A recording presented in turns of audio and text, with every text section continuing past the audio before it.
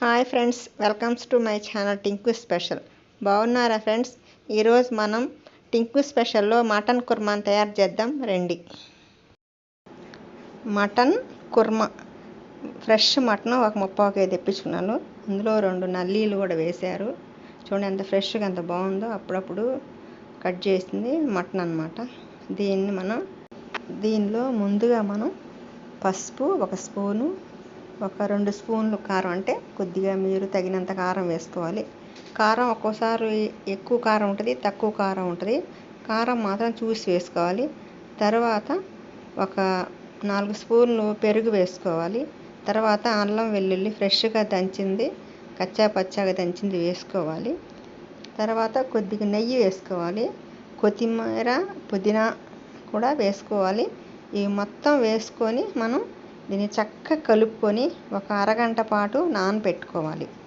చూడండి, నెయ్యి 2-3 స్పూన్లు వేసాను. నెయ్యి లేకపోతే వెన్నపూస కూడా వేసుకోవచ్చు. ఇలా మొత్తం వేసుకొని ఈ మటన్ని చక్కగా ఇలా కలుపుకోవాలి. ఇలా కలుపుకుంటే మనకి ఈ పెరుగులో ఈ మటన్ నాని మనకు తింటుంటే జ్యూసీగా ఉంటుంది. మెత్తగా ఉడికితే చాలా బాగుంటుంది. నేను ఒక 20 నిమిషాలు నానబెట్టుకున్నాను. ఇలా నానబెట్టుకున్న ఈ మటన్లో పక్కన పెట్టుకొని ఆ తర్వాత ఒక కడాయి తీసుకొని ఆయిల్ వేసుకొని ఆ తర్వాత చెక్క, లవంగా, యాలక్కాయలు వేసుకోవాలి.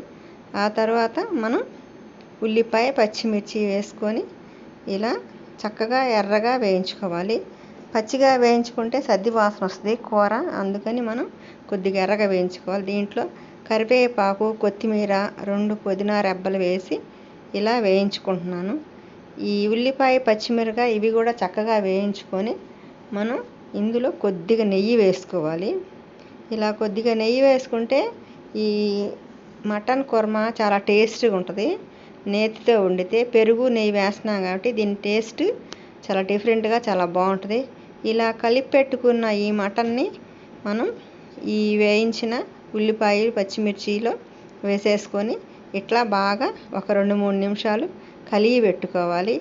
ఇలా చక్కగా కలిగి పెట్టుకుంటే మనకి ఈ పదార్థాలన్నీ దీనికి పట్టి మంచి ఫ్లేవర్ వస్తుంది. అంటే మనం ఉల్లిపాయ, పచ్చిమిర్చి వేయించుకున్నాం కదా, ఆ ఫ్లేవర్ కూడా బట్టి చాలా బాగుంటుంది. అందుకని మనం బాగా కలిపి ఒక 15 నిమిషాలు మీడియం ఫ్లేమ్ మీద ఉడికించుకోవాలి. ఈ మసాలాలో ఈ నూనెలో ఈ మటను చక్కగా ఉడికి మనకి మెత్తగా మనం తింటుంటే జ్యూసీగా వచ్చిద్ది. ఇలా ఉడికించుకున్న దాంట్లో మనం ఈ ఒక 1/2 లీటరు వాటర్ పోయాలి. మనం వాటర్ వేసి ఉడికించుకోవాలి. మటన్ కొద్దిగా ముదురుగా ఉంటుంది కాబట్టి మనం వాటర్ వేసి ఉడికించుకోవాలి.